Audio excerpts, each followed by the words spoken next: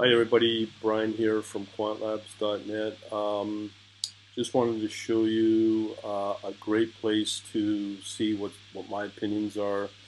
Come under this group here that I run, the Quant HFT, um, Quant HFT High Frequency Trading. It's a programming group, but it's becoming more of a trading group. I do programming in there. I made a big shift over to Google News for more legitimate news, so less conjecture. And as a result, I do put some opinions in there, and it's quite engaging, or it can be engaging. So if you want to know more about where I'm verifying my calls, market calls, this is it. And here in this group, again, that group is called Quant HFT. Quant HFT High Frequency Trading with MATLAB, C++, Java, R, Python, C Sharp, and Excel. 12,000 members. Great audience to bounce ideas off of as well. This is where I'm posting this stuff right now. Okay, so let's go over to the platform here, MotiveWave. Now, as you know, I do my harmonic scans here more and more often now. There's a pattern forming, definitely. So this is probably more long-term holds, and I'm basing it off of starting on Monday, and today is Thursday, June 18th, 3:49 p.m. my time, Eastern Standard. And you can see here, corn's still right up there. So right here is the target for this harmonic, this price. Daily chart. Historically, it may do that. You can see here this nice rise up starting May all the way up to June 17th. Hopefully that'll hold. And this is definitely a seasonal predictable trade. So I'm not sure if we hit the peak yet, but it's something that is definitely something to watch for. Okay, so there might be some moves up in the summer here as a seasonal trade for that. All right, so the next one is Germany is holding steady pretty good. Right now, compared to today, if I get my browser back, thank you. We are looking over today. The market's kind of mixed. S&P down 2/10, Dow down 4/10, Nasdaq up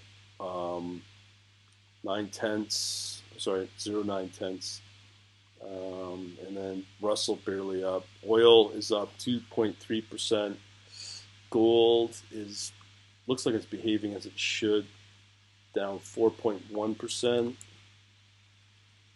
The defensives are down, which you should expect, including the bond. Bitcoin's struggling. Same with the overall CMC 200 in the crypto. So everything's kind of mixed. So what I'm looking for are patterns right now in the market that say, yes, this is the place to be. This one's been fairly strong. I don't think it's going to move a lot up. You can just see it's starting to consolidate. Where will it go from there? It really depends on the U.S. markets. The EU, you might get some better performance out of. It looks like we have some more upward mobility there, but you can see here we're almost kind of recovering from the drops in March, which is really good. But this one's the one I'm really excited about. China seems to have somewhat recovered, and the reason I post about this group, my Facebook group, is it confirms what I've been saying all along regarding China. And one call I made last week about Norway is looking to be the safe haven, and you'll find a news item there about that. This one is fairly new, Euro against the Denmark. This one is another defensive trade, so that would be interesting. Here with the British pound against the Canadian, that's just dropping. Both currencies are going to get slaughtered. This one's been pretty good, the Australian New Zealand, but it's done well. It's going to drop. So there's not going to be a lot of action happening in crypto, or sorry, in the Australian. Will oil go up? Brent crude specifically. It looks like it's moving up. The really answer to that question will depend on a couple of things. As long as there's demand, and that demand's going to come out of China for the Chinese manufacturing. So yeah, this price may actually move up. Also depends upon the price. So we're right now at what are we at? Straighten this out here. So right now we're about $39 for the oil. It's got a target of short term 55, 78 for long term. And you can see here that's going back to January. So, that might be a nice trade to be in if you can get in, hold it. And again, you're really going to have to watch China. And Indonesia is another one I've put in that Facebook group. That one looks pretty good. So combined between those two, Indonesia is quite a powerhouse as well from an economic point of view. So those two are quite possible. I've not heard if they've been hit hard on the COVID. So if I go over to the bar chart here on the most active, now this is obviously more U.S. centric because of the hours, S&P, but here's where it gets quite interesting. If you're going to play what I plan to play, the 2-year is a good little one to play because the margin requirement's not as much. Dow, crude, NASDAQ, S&P, these are tough to gauge, but when you look at the 2-year, that's up 1%. If you're getting 1% on a call, get out because that's pretty good. That's your real daily target for any portfolio. Crude's up. You also up. I'm sorry. That's percent-wise. So, yeah, crude would be up 2.15.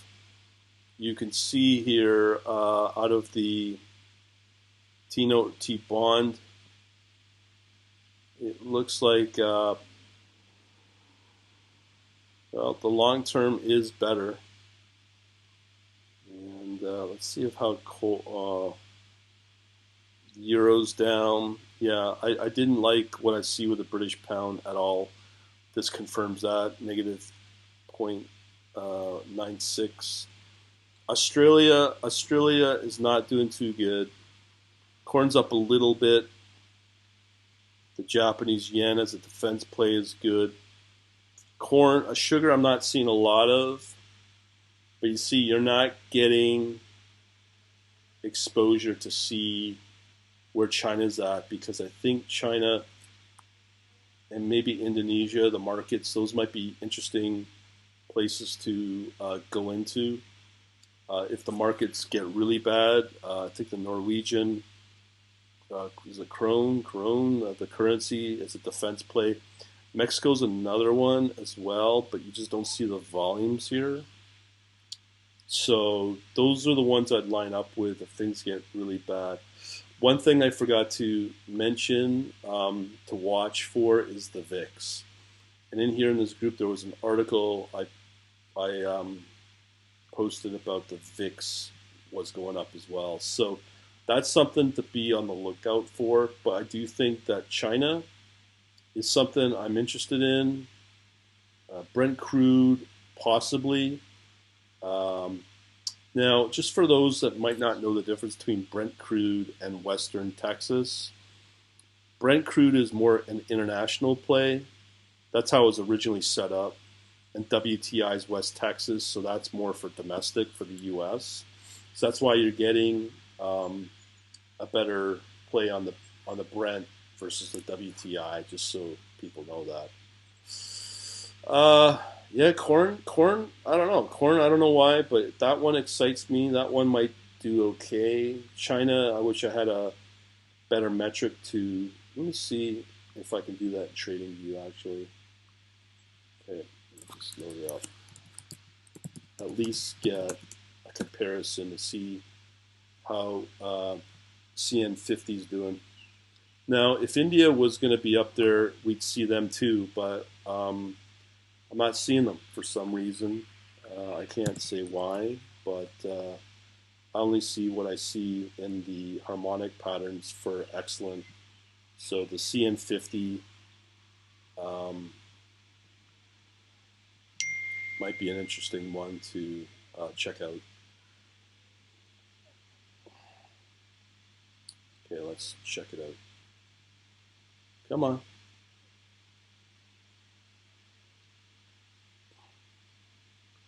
Come on. Come on, come on, come on. Wow, this is really slow.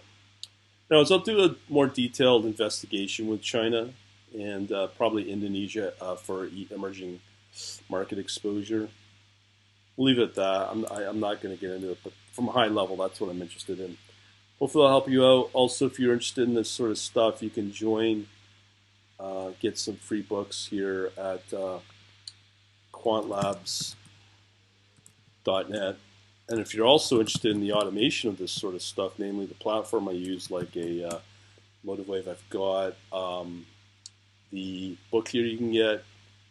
On top of, you can get now a redesigned website of quantlabs.shop, which offers you this algo trading and Python bot quick start DVD to see if you're into this sort of stuff.